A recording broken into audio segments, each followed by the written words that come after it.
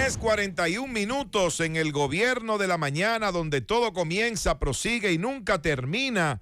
En este jueves, bueno, señores, ya estamos hoy a 12 de mayo del año 2022 y es el momento de escuchar el comentario de nuestro compañero José Luis Mendoza y Cervantes. Muchísimas gracias, Nayib. Yo creo que de todos modos siempre es bueno saludar, abrazar a nuestros oyentes y a nuestros compañeros a esta hora del día.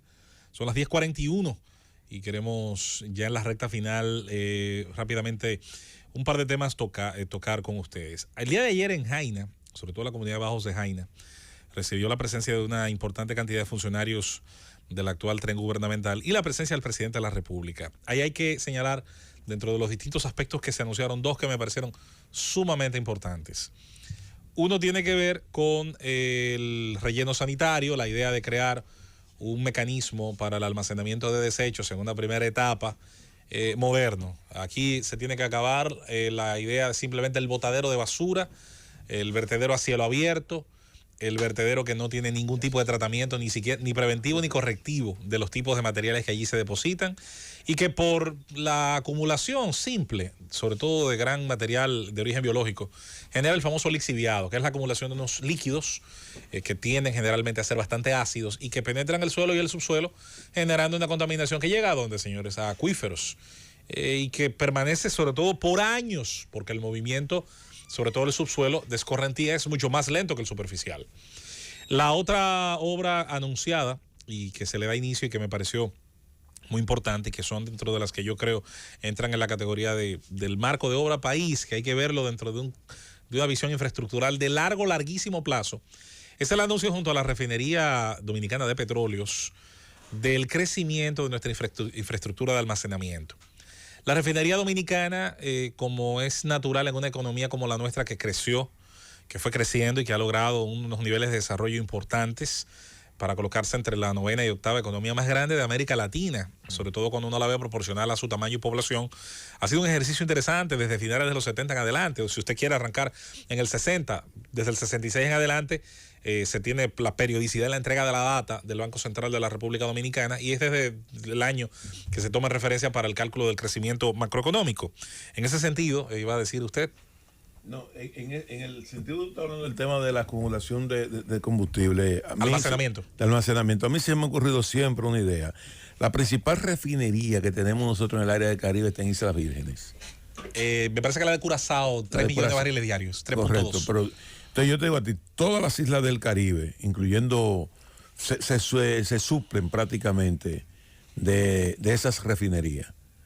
Y nadie, ningún inversor de eso, o sea, ¿cuál sería el costo de un gasoducto que permita el Arco de la Santilla, cubrir toda la zona del Arco de la Santilla como un mecanismo de tener un suministro permanente de combustible? Supongo, y no quiero meterme en camisa de once varas en el aspecto técnico, pero creo, por lo poquito que me he topado con ese tema, que es interesantísimo, Felipe, que los grandes gasoductos, por un tema de los volúmenes que manejan, tienden a ir a grandes mercados terrestres. En las islas, por un tema de costos, es mucho más fácil mantener lo que llaman los gasoductos virtuales, que son barco a barco, es decir, para cualquiera de las Antillas menores, para cualquier isla menor a, pon tú, 10.000 kilómetros cuadrados, tendría más sentido económico mantener un movimiento de grandes e importantes volúmenes, gas natural y petróleo, en barcos, en supercargueros. En el caso ya de países que tienen un territorio grande, grandes zonas continentales, entonces ahí ya se genera la importancia económica que genera un gasoducto, como los hay, por ejemplo, de Argelia a Italia o de Libia a Italia, cruzando el fondo del Mediterráneo, como los hay en planificación de Marruecos a España, cruzando el fondo del Mediterráneo, como los hay hoy atravesando el suelo ucraniano de Rusia a Europa oriental, como los hay en muchas otras naciones. Que va por el mar, toda la zona. No sé si el tema de las islas lo justifica en su nivel de consumo. Honestamente, no tengo ese parámetro. Conectaría a Cuba, Haití, República Dominicana. Estamos hablando de cuántos millones de consumo. Mira, a mí me parece un planteamiento que podría ser interesante para técnicos de esa área. Podríamos preguntar por qué no. Dicho sea de paso, le preguntaba una vez al actual gerente de la refinería, no sé si tú sabías, Felipe, que la ingeniería mejor paga y la segunda profesión mejor paga en Estados Unidos es la ingeniería del petróleo. Sí, sí. El ingeniero del petróleo, que tiene una carrera que varía el nombre dependiendo de la universidad, a veces es petróleo y gas o ingeniería de minas y petróleo. Es una profesión que por sus grandes niveles de perfeccionamiento tiende a ser muy paga y que creo que la República Dominicana bien podría, con esta necesidad expresa de aumentar sus capacidades de almacenamiento. Dicho sea de paso, me uno a la petición que hace Alexander Holsteinton, uno de los hombres más inteligentes que hay en la República Dominicana, en mi opinión, un gran ingeniero de puertos y muelles, que le pedía al presidente Luis Abinader que por favor retomara la capacidad de almacenamiento de aquella obra que iniciamos con el gobierno de Japón, con la cooperación japonesa en Asua, y eran los tanques de almacenamiento de Puerto Viejo de gas natural y de gas propano. Fui varias veces yo. Ese es el puerto de Barrera. Exactamente, o Pubisa. Ese es el viejo puerto de Barrera, que tiene la ventaja, tiene la virtud natural de no necesitar dragado, porque el calado natural es bastante profundo. Tiene una zona ideal por la profundidad de los buques que pueden llegar, para que buques de altísimo volumen pues puedan depositar gas. Porque esto es importante, hay que aplatanárselo al pueblo llano que va en el vehículo público escuchándonos. Es elemental.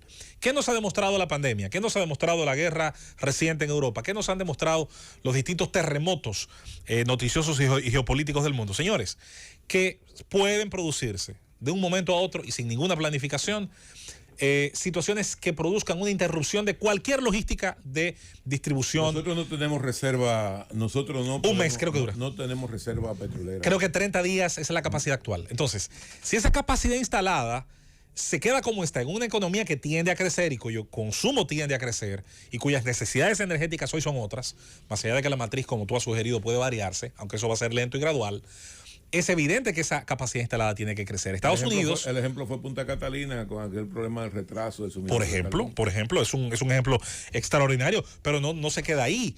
Bien pudiera hablarse también de las crisis que en el pasado, y yo no quiero... Era muy pequeño cuando esa crisis se dio, pero recuerdo las filas en la gasolinera. La crisis 89-91, la propia crisis provocada por la guerra del Golfo Pérsico, por la recesión económica del 89 en Estados Unidos, que propició graves problemas de abastecimiento de combustible en la República Dominicana. En ese sentido, hay que destacar que una mayor capacidad de almacenamiento de producto terminado, porque más adelante hay que pensar ya en la capacidad de refinamiento.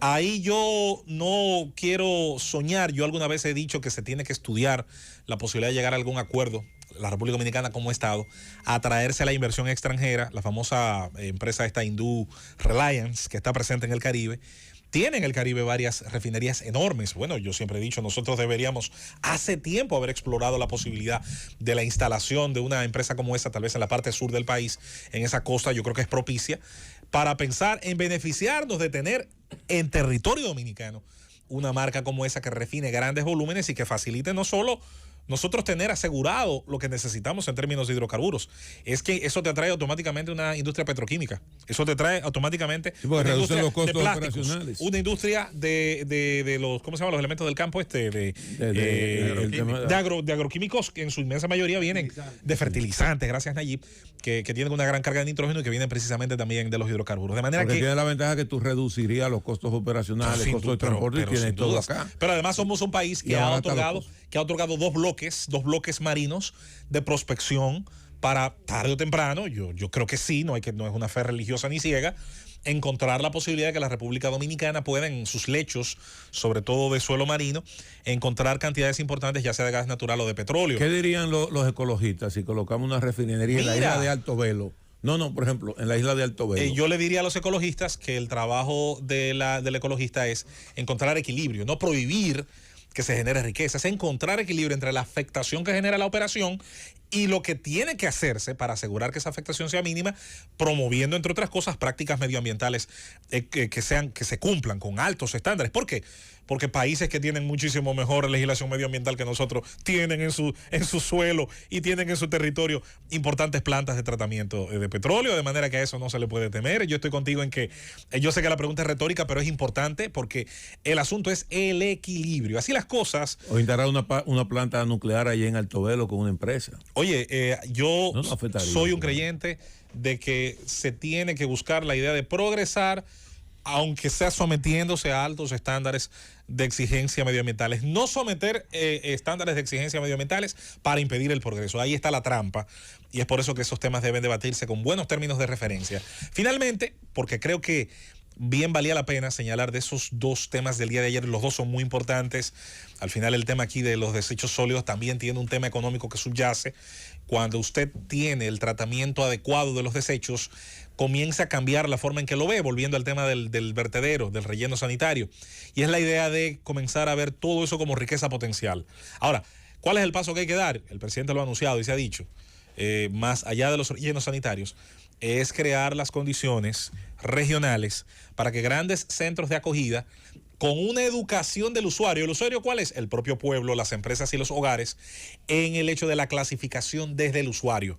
Plásticos, la basura que proviene de origen biológico, que es biomasa, la que puede ser reutilizada, que es el vidrio por excelencia, el cartón, que tiene una gran capacidad de ser reutilizado igual que el papel, y en ese sentido terminar convirtiendo esto en riqueza, de manera que incluso el ciudadano, por su participación en ese ciclo, más que ser multado con una paga, lo que termine siendo es premiado precisamente por ser un ciudadano que pueda pues aportar en ese sentido a la creación de un circuito de riqueza a partir de la basura de los desechos sólidos. Llévatelo, Cundo.